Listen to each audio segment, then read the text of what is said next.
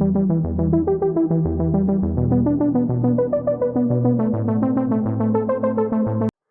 Students, आपका स्वागत है हमारे यूट्यूब चैनल एआर एग्जाम पर। और जो आज का जो पहला चैप्टर होगा हमारा वो साइंस का होगा, जिसका नाम है केमिकल रिएक्शन एंड इक्वेशन। ये जो लेक्चर होगा हमारा ये बोर्ड के लिए होगा, ये दोनों माध्यम में होगा, आपका हिंदी माध्यम और इंग्लिश माध्यम दोनों के अंदर। तो जो चैप्टर का नाम है हिंदी में अगर बात करें तो इसका नाम होगा रासायनिक अभिक्रिया, क्रियाएं बोले क्रिया और समीकरण। जो हम आज शुरुआत करने जा रहे हैं हमारे चैप्टर की, इसके अंदर हम पढ़ेंगे सबसे पहला चैप्टर जो है वो है केमिस्ट्री का, क्लास 10th का, ठीक है। और बहुत ही ज्यादा इंपॉर्टेंट चैप्टर है according to your exam point. इससे पहले हम थोड़ी सी कुछ बातें कर लेते हैं, जैसे भाई हमको पता होना चाहिए पहले तो केमिकल चेंज क्या होता है, और एक फिजिकल चेंज। अगर मैं हिंदी में लिखूं तो रासायनिक बदलाव, रासायनिक परिवर्तन बोल रहे हैं, बदलाव, और भौतिक परिवर्तन। क्या हम इसके बारे में, हम पहले जो छोटी क्लासें होती है ना उसके अंदर इन चीजों के बारे में पढ़ चुके, तो थोड़ा सा इनके बारे में डिस्कस कर लेते हैं। जैसे अगर मान लो भाई अपना चैप्टर इसी के ऊपर चलेगा, जैसे मान लिया दूध है, मिल्क से क्या बन जाएगी, दूध से क्या बनाना, कर्ड, मिल्क से दही बनाना, यानी दूध से दही बनाना। सबको पता है दही के अंदर कौन सा एसिड होता है, लैक्टिक एसिड होता है। और किस बैक्टीरिया का कारण होता है ऐसा, लैक्टोबैसिलस बैक्टीरिया, जो क्या करता है दूध को दही में कन्वर्ट कर देता है। तो ये कैसा चेंज है, ये केमिकल चेंज है। कैसे, क्यों हुआ केमिकल चेंज है, वो जैसे केमिकल चेंज का मतलब क्या है, रासायनिक परिवर्तन का। जैसे एक चीज थी अपने पास, ये प्रोडक्ट था, इससे जो नया सब्सटेंस बन के आया अपना, जो नया सब्सटेंस बन के आया वो क्या बन के आया, अपना दही। क्या हम दोबारा से दही से क्या दूध बना सकते हैं? तो अपना जो आंसर होगा वो क्या होगा, हम दूध से दही बनाते तो दही से दोबारा से हम दूध नहीं बना सकते। तो ऐसा चेंज है जिसमें जो सब्सटेंस बनेगा, यानी एक सब्सटेंस से जो न्यू सब्सटेंस बन के आया अपना, एक पदार्थ से दूसरा जो पदार्थ बन गया, अब दोबारा से वो पदार्थ ना बने तो अपना वो क्या क्या कहलाएगा, केमिकल चेंज। लेकिन फिजिकल चेंज इसका क्या, भौतिक परिवर्तन इसका बिल्कुल है अपोजिट है। इसका मतलब अगर न्यू सब्सटेंस बना, मतलब इससे नई चीज बन गई, तो दोबारा से वो चीज को बना लेना, ये क्या कहलाता है, अपना फिजिकल चेंज या भौतिक परिवर्तन। अगर मैं चैप्टर शुरुआत करें, जैसे नाम में लिख रखा है भाई, क्या लिख,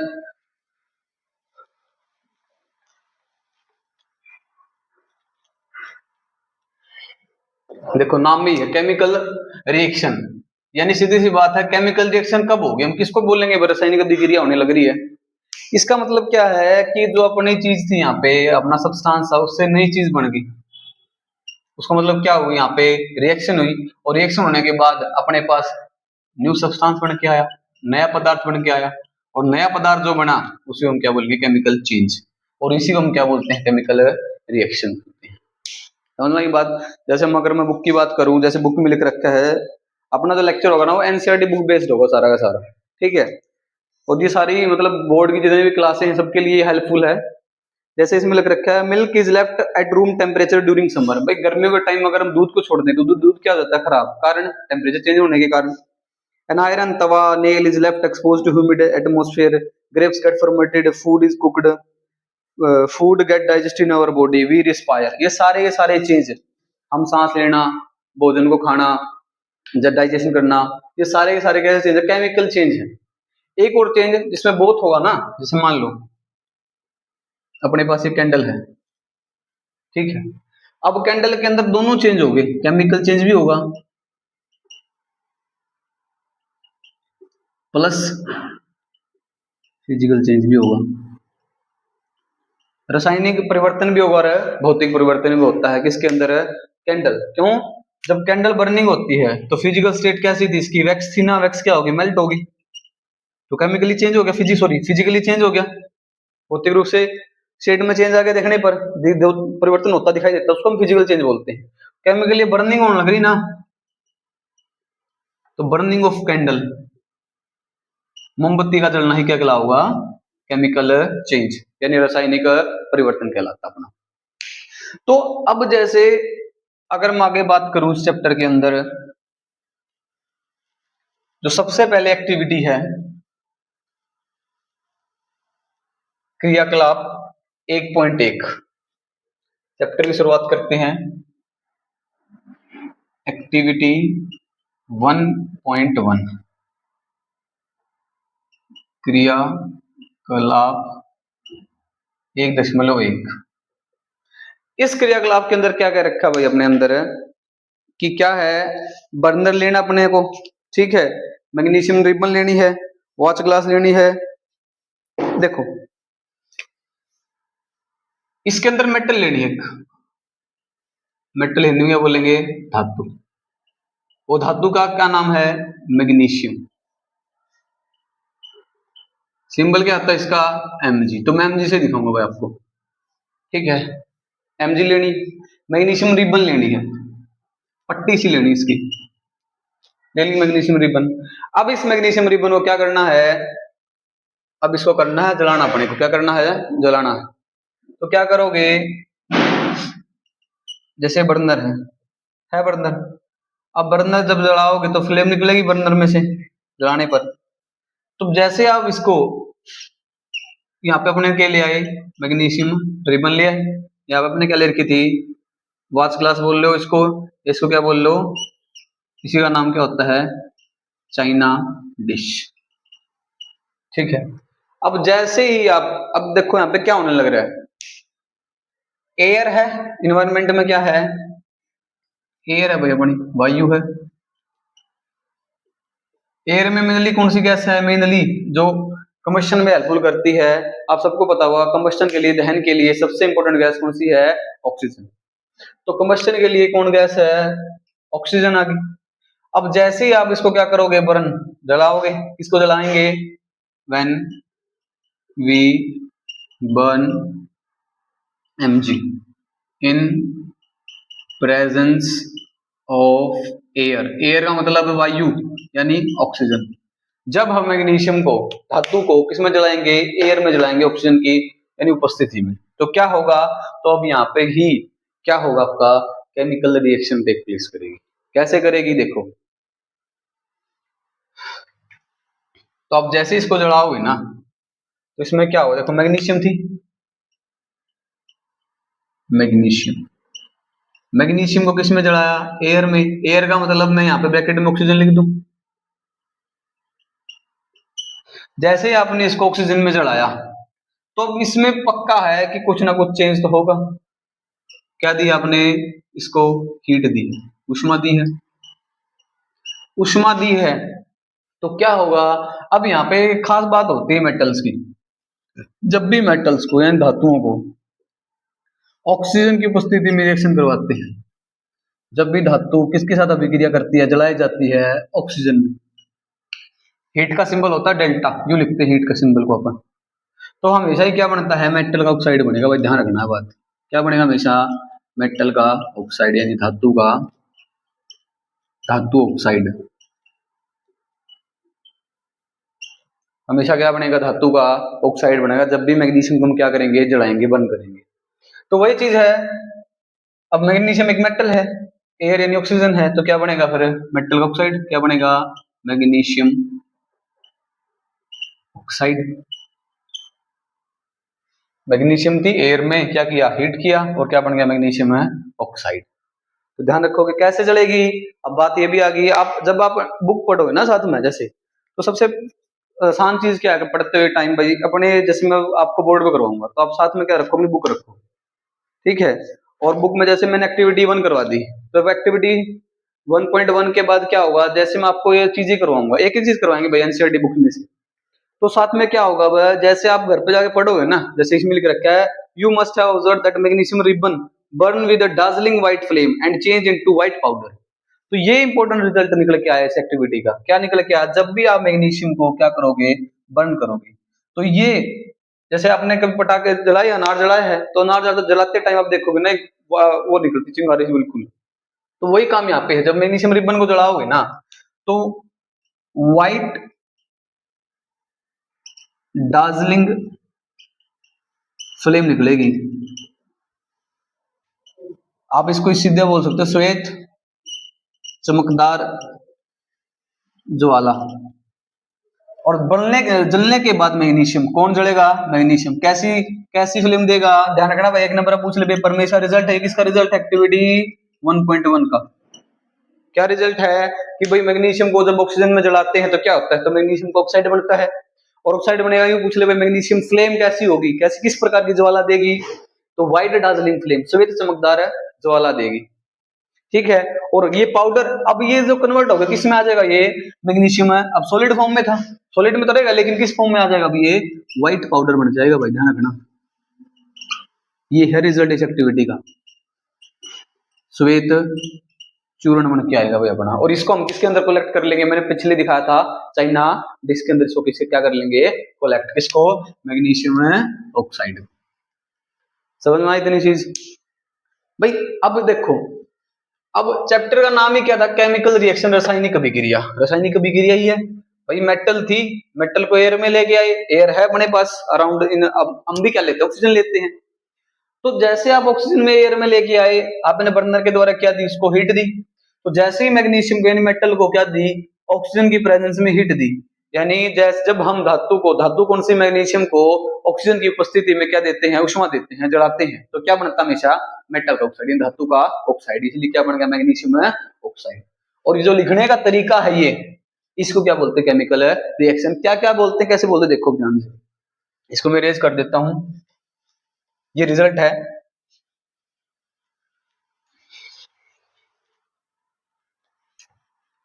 देखो एक पार्ट मैंने अभी आपको ये सिर्फ चैप्टर एक पार्ट बताया, इक्वेशंस कैसे लिखेंगे, लिखने का तरीका देखो। ये केमिकल इक्वेशन ही है, ये क्या है, ये जो लिखी मैंने ये क्या है,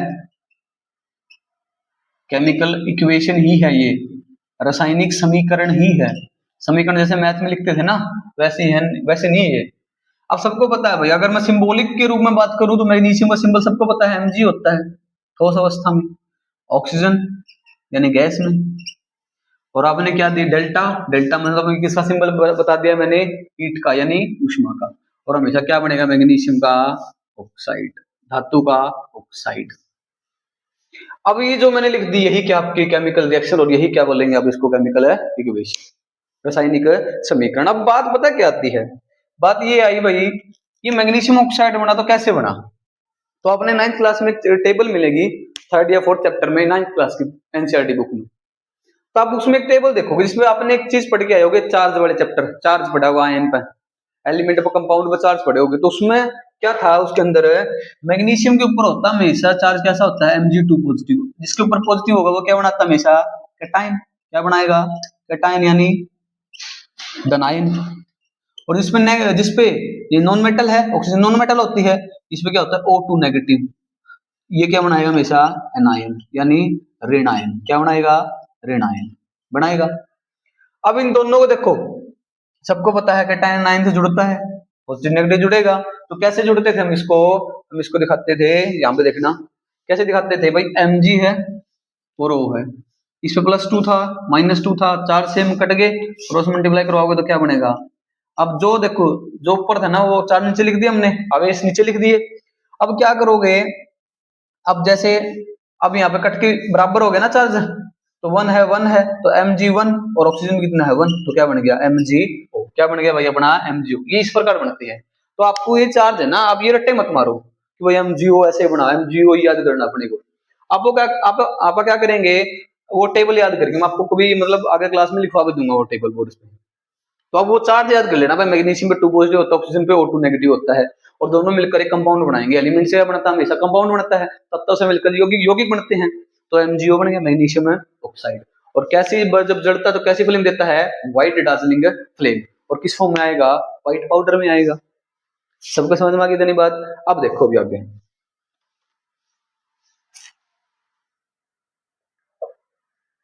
अब जो आपस में रिएक्शन करते हैं, यानी जो आपस में अभिक्रिया करेंगे, जो रिएक्शन करेंगे, उनको बोलेंगे रिएक्टेंट। क्या बोलेंगे?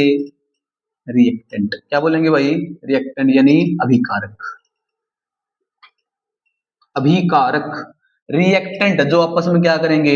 रिएक्शंस करेंगे भाई, अभिक्रिया करेंगे, उन्हें क्या बोलते हैं? आप रिएक्टेंट बोलते हैं। क्या बोलते हैं? रिएक्टेंट। और रिएक्टेंट रिएक्ट करके न्यू सब्सटेंस बनाने लग रहे हैं ना भाई, क्या बनाने लग रहे हैं? नया पदार्थ, न्यू सब्सटेंस। इसको बोल देंगे प्रोडक्ट। क्या बोल देंगे? प्रोडक्ट, उत्पाद। क्या बोलेंगे भाई? प्रोडक्ट यानी उत्पाद। और ये एरो लिखने का तरीका होगा, ये पूरी क्या इक्वेशन है, ठीक है। इस साइड वाले रिएक्टेंट जो मिलकर आपस में रिएक्शन करेंगे और क्या देंगे? Product, MgO, magnesium oxide.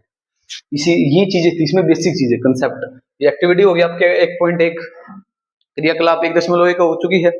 अब इसके बाद नेक्स्ट आप पढ़ेंगे ना, एक छोटी सी ब्रैकेट में आपको देखूंगा ना पेज पे, एक एक्टिविटी लिखी मिलेगी, एक्टिविटी 1.2, क्रियाकलाप 1.2। तो वो देखो भाई।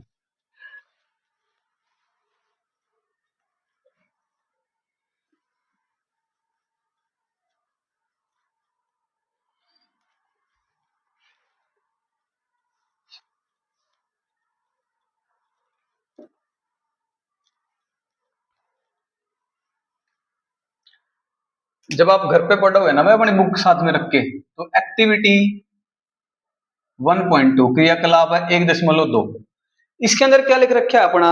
इसके अंदर लिख रखा है, देखिए साइड में देखिए मिलेगा आपको, एक्टिविटी 1.3 है ना जो, उसके बिल्कुल साइड में लिखा मिलेगा यहाँ पे। तो उसके अंदर लिख रखा है टेक लेड नाइट्रेट। आपको क्या लेना है? लेड नाइट्रेट सॉल्यूशन लेना है इन ए टेस्ट ट्यूब, एक टेस्ट ट्यूब में। Add potassium iodide solution to this, और उसके अंदर क्या ऐड करना है? पोटासियम आयोडाइड का solution. What do you observe? आपको क्या मिलेगा? यानी क्रियाकलाप 1.2 में क्या क्या रखा है भाई? दो टेस्ट ट्यूब ले लो, ठीक है।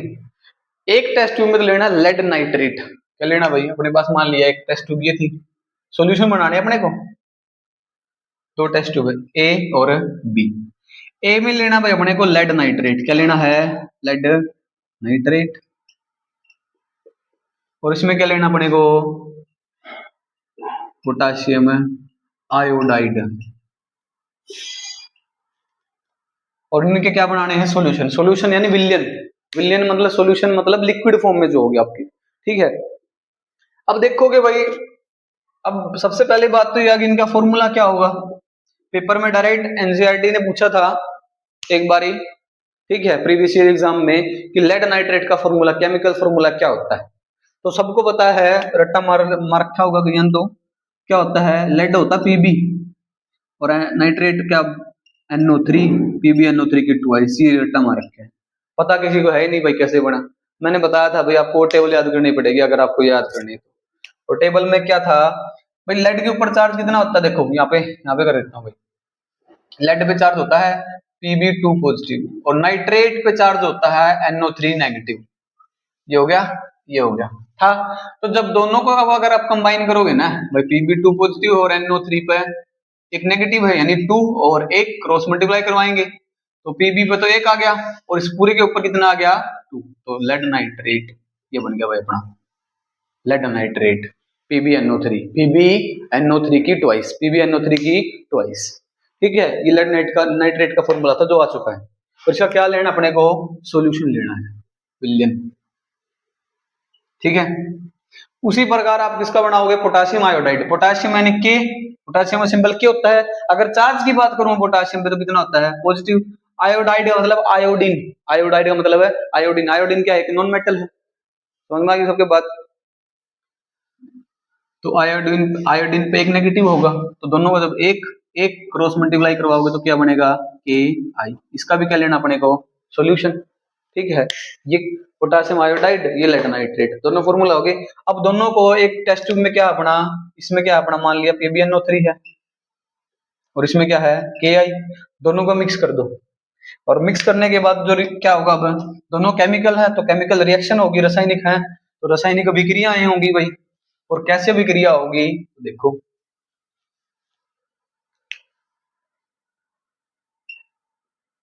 लेड नाइट्रेट की रिएक्शन एक्वस, एक्वस का मतलब समझते हो सारे?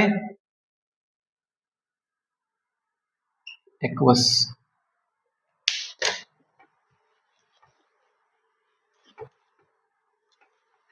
एक्वस का मतलब है किस फॉर्म में है, लिक्विड फॉर्म में, यानी वाटर सोल्यूबल, वाटर में घुले हुए हैं, जलीय। ठीक है, अब देखो, अब मैंने चार्ज लिखवाए थे भाई, चार्ज याद करवाए थे। अगर आपको नहीं पता क्या बन रहा है तो चार्ज देखो, अब ये लिखना नहीं आपको, सिर्फ लिखनी तो यही है, लेकिन अब आप कैसे, अब ये क्या है अपने, रिएक्टेंट है, अभिकारक है, और अभिकारक जब भी अभिक्रिया करेंगे और क्या देंगे अपने को, प्रोडक्ट देंगे, उत्पाद देंगे। तो उत्पाद क्या क्या बनेगा वो देखो भाई, लेड के ऊपर मैंने चार्ज बता कितना है, 2 पॉजिटिव, नाइट्रेट पे नेगेटिव, पोटेशियम पे पॉजिटिव, आयोडाइड पे नेगेटिव। अब क्या करो इसमें, जो इसका पॉजिटिव है वो इसके नेगेटिव से जोड़ दो, और जो इसका नेगेटिव हो इसके पॉजिटिव से, यानी आपस में क्या कर दो, आयन का एक्सचेंज कर दो। आयन का क्या होगा, एक्सचेंज। और जिस अभिक्रिया में आयन का आदान प्रदान होता है उसको हम आगे पढ़ेंगे, उसी को द्वितीय विस्थापन अभिक्रिया कहते हैं, double displacement reaction. The reaction in which exchange of ion take place is called a double displacement reaction। तो ध्यान रखना, एक्टिविटी 1.2 किसका एग्जांपल है, डबल डिस्प्लेसमेंट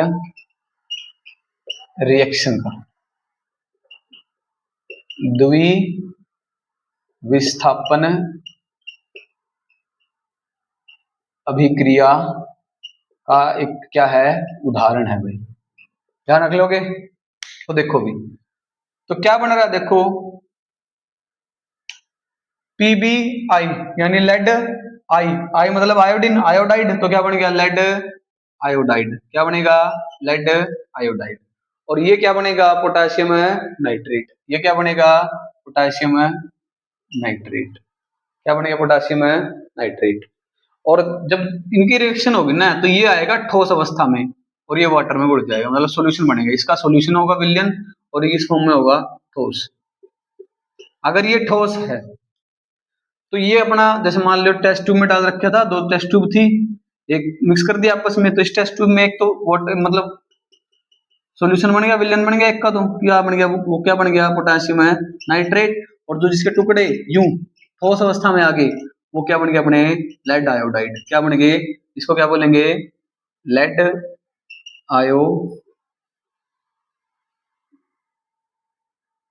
आयोडाइड, और ये क्या है, पोटेशियम नाइट्रेट। ठीक है, तो ये जो टुकड़े बन गए ना ठोस अवस्था में, तो ये अपने इनको बोलते हैं प्रेसिपिटेट, क्या बोलते हैं, प्रेसिपिटेट, अवशेष, अवशेषण, अवक्षेपण। ठीक है, अवक्षेप या अवशेषण। तो जिस अभिक्रिया के अंदर रिएक्टेंट से प्रोडक्ट बने, जिस अभिक्रिया के अंदर, जिस रिएक्शन में, in those reaction in which reactant give product and one product is in form of solid और मेक प्रेसिपिटेट, जिस अभिक्रिया में प्रेसिपिटेट बनेंगे उसी को हम क्या बोलते थे, प्रेसिपिटेट रिएक्शन। तो ये अपनी कौन सी अभिक्रिया साथ में, अवक्षेपण अभिक्रिया, प्रेसिपिटेट रिएक्शन। तो ध्यान रखना भाई, इंपॉर्टेंट एक्टिविटी है, क्यों इंपॉर्टेंट होगी, क्योंकि इसके अंदर आप 2 रिएक्शन मतलब आगे डिस्कस करेंगे रिएक्शन के बारे में डिटेल में। अब हमने पहले बता दिया कि भाई जो ये रिएक्शन होने लग रही है ना, लेड नाइट्रेट की और पोटेशियम आयोडाइड की, और क्या बनेगा, लेड आयोडाइड और पोटेशियम नाइट्रेट। पहला तो एक्सचेंज हुआ है इनका, जिसके कारण इसको क्या बोल दिया, डबल डिस्प्लेसमेंट रिएक्शन, द्वितीय विस्थापन अभिक्रिया। दूसरी बात क्या थी, इसमें क्या बना, प्रेसिपिटेट यानी अवक्षेपण बना, तो इसको क्या बोल दिया, अवक्षेपण अभिक्रिया यानी प्रेसिपिटेट रिएक्शन। तो ध्यान रखना, एक्टिविटी 1.2 क्रियाकलाप 1.2 के अंदर आप 2 रिएक्शन पढ़ी, इतना क्लियर सबको। आगे देखो अभी एक्टिविटी,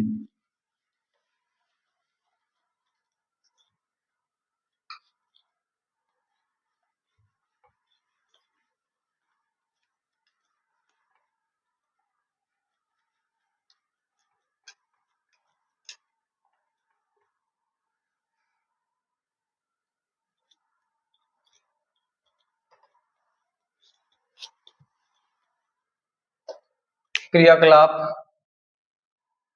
एक्टिविटी 1.3। तो अब जब एक्टिविटी 1.3 पढ़ोगे ना, उसके नीचे एक चीज भी दे रखी है कि जब भी एक केमिकल रिएक्शन होगी तो उसमें 4 बदलाव आते हैं। कितने बदलाव आएंगे, 4। तो वो एक चीज मैं लिखवा देता हूँ इससे पहले, व्हेन अ केमिकल चेंज लिख लो, chemical change takes when a chemical change take place reaction when a chemical reaction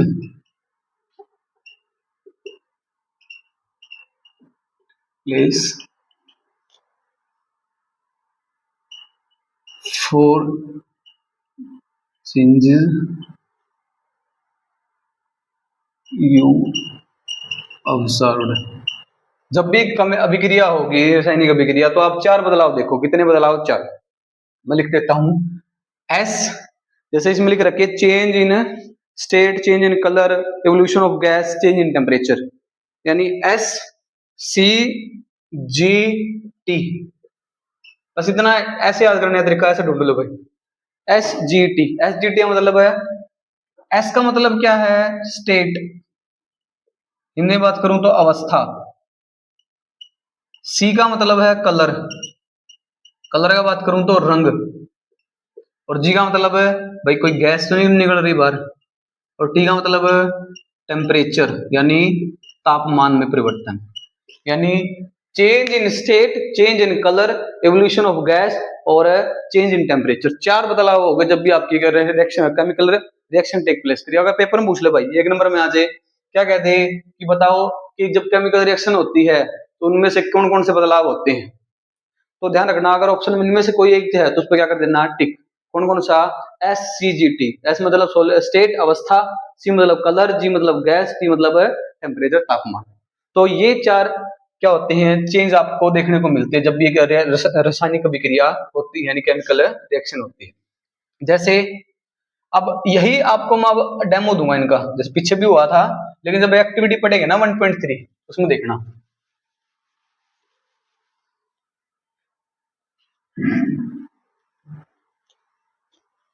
तो क्रियाकलाप 1.3 के अंदर क्या क्या रखा है?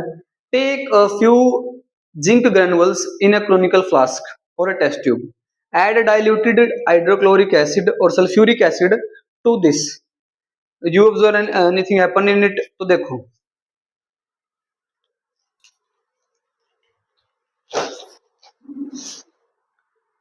एक कोनिकल फ्लास्क है,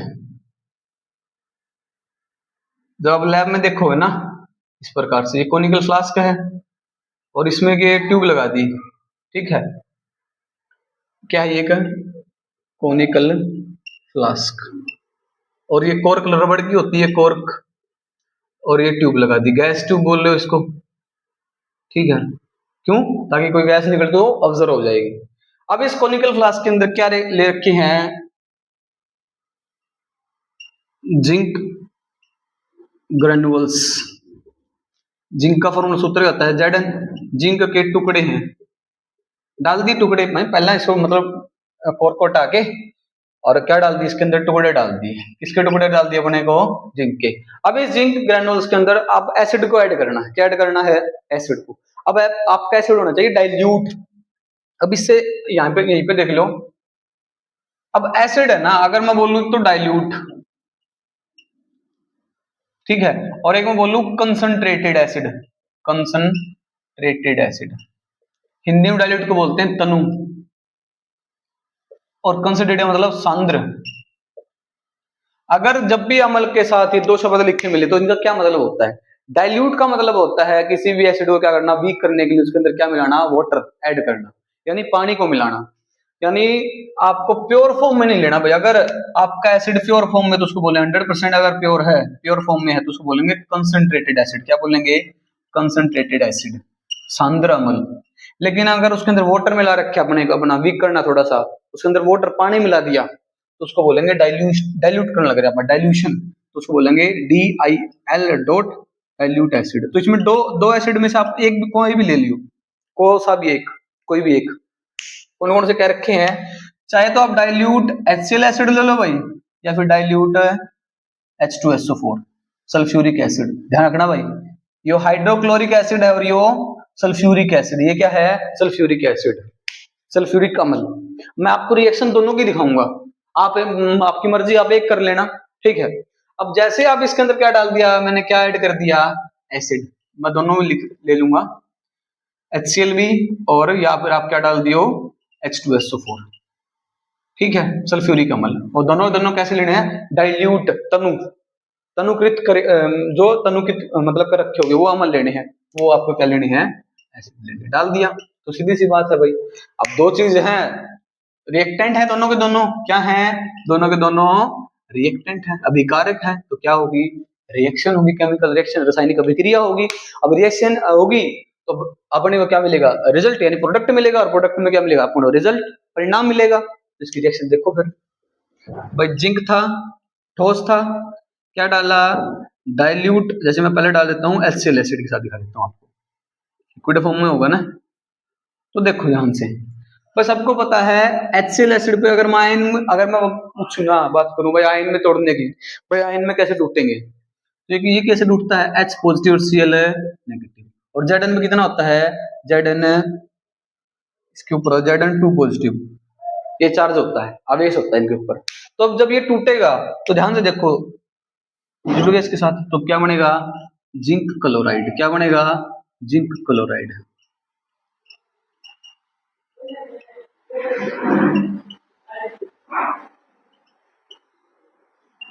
जिंक क्लोराइड बन गया अपना, ठीक है। और इस जिंक क्लोराइड के साथ देखो H अकेला रह गया ना, अगर H अकेला रह गया तो इसके अंदर एक गैस निकलेगी बाहर, कौन सी, हाइड्रोजन गैस, ये बाहर निकलेगी हाइड्रोजन गैस, ध्यान दे रखा। यानी जब भी अब एसिड के अंदर जिंक ग्रेनुल्स डालोगे, एक चीज ध्यान देखो, जिंक क्या है, क्या जिंक मेटल ही तो है, धातु है, यानी धातु की जब भी रिएक्शन किसके साथ होगी, एसिड के साथ, मेटल की रिएक्शन एसिड के साथ, ये पढ़ेंगे हम, ये चीज जब हम चैप्टर पढ़ेंगे ना एसिड बेस और साल्ट, उसके अंदर पढ़ेंगे क्या, जब भी मेटल की रिएक्शन है अम्लों के साथ करवाओगे, धातु की विक्रिया अम्ल के साथ, तो क्या होगा, आपको प्रोडक्ट मिलेगा, क्या मिलेगा, साल्ट, और साल्ट प्लस है कौन सी गैस है, हाइड्रोजन गैस, साल्ट यानी लवण मिलेगा, ठीक है, और कौन सी गैस मिलेगी आपको, हाइड्रोजन गैस।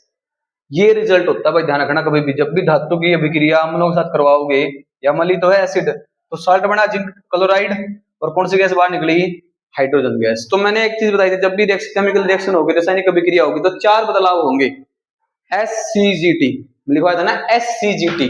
तो यहाँ पे देखो क्या क्या हो रहा है, ये रिएक्टेंट है, ये तो रिएक्टेंट आर, और ये क्या बन गया अपना प्रोडक्ट। ये ट्यूब क्यों लगा रखी थी, इसमें से कौन सी गैस बाहर निकल रही है जब भी रिएक्शन होगी, तो हाइड्रोजन गैस का इवोल्यूशन होगा।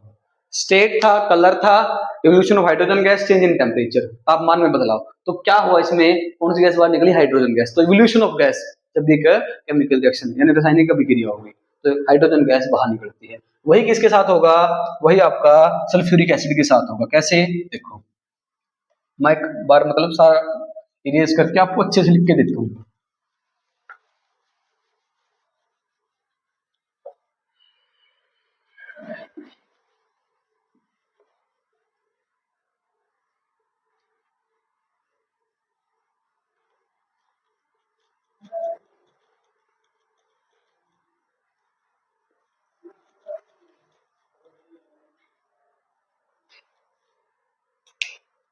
देखो भाई, मेटल थी, धातु थी अपनी, किसके साथ रिएक्शन थी, अम्ल यानी एसिड, क्या बनाता है जब भी धातु एसिड के साथ रिएक्शन करती है, तो साल्ट यानी लवण, और साथ में क्या निकलेगी, हाइड्रोजन गैस, ठीक है। तो जैसे जिंक था, जिंक की रिएक्शन किसी में एक्टिविटी पे ध्यान देना, ये था तनु, तो क्या बना था अपना, जिंक एसिड हो गया, तो जिंक क्लोराइड, और कौन सी गैस बाहर निकली, हाइड्रोजन गैस। उसी प्रकार से जब जिंक की रिएक्शन डाइल्यूट सल्फ्यूरिक एसिड के साथ करवाओगे, तो क्या बनेगा, जिंक सल्फेट, और कौन सी गैस बाहर निकलेगी, हाइड्रोजन गैस। इसको क्या बोलेंगे, जिंक सल्फेट।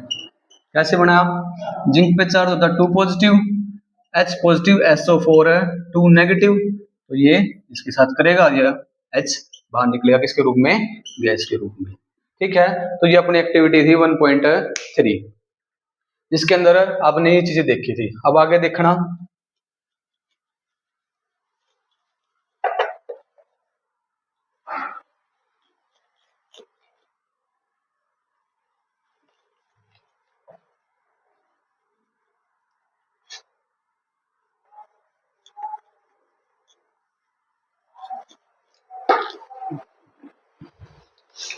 ये चीज मैंने आपको करवा दी है। क्या चीज है कि भाई केमिकल इक्वेशन को कैसे लिखते हैं, ये हमने पढ़ लिया। केमिकल राइटिंग है, केमिकल इक्वेशन सिंबल पढ़ लिया था।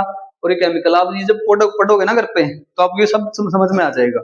फिर हम जो अगली क्लास में जो टॉपिक की बात करेंगे ना वो किसके बारे में होगा भाई, आपने जैसे केमिकल रिएक्शन लिख दी कोई भी, तो उसको बैलेंस कैसे करेंगे, संतुलित कैसे करेंगे, तो हम ये जो चीजें हैं अगली क्लास में डिस्कस करेंगे। तो जब तक के लिए अगर आपको वीडियो पसंद आई है तो आपको ज्यादा से ज्यादा शेयर करो, ताकि जितने बच्चे बोर्ड की तैयारी कर रहे हैं वो मतलब है उनके लिए मददगार होगी चीजें। ठीक है, धन्यवाद आपका।